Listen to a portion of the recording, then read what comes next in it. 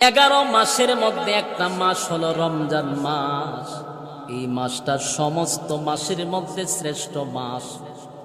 এই মাসে যদি কেউ 1 ওয়াক্ত নামাজ পড়ে, 1 রাকাত নামাজ পড়লে 70 রাকাতের সওয়াব আল্লাহ দান করে।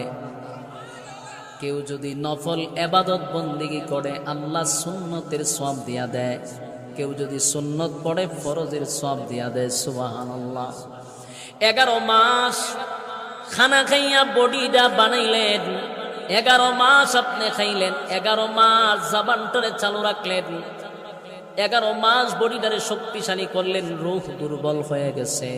আল্লাহ রাব্বুল আলামিন বলেন, আমি এমন একটা মাস তোমাদের সামনে দিলাম, এই মাসে তোমাদের জবানকে হেফাজত করো, তোমরা খাবারগুলি নিয়মের ভিতরে রাখো, আর রূহকে সময় দাও, ইবাদত বন্দিগির মধ্যে সময়টা কাটাও।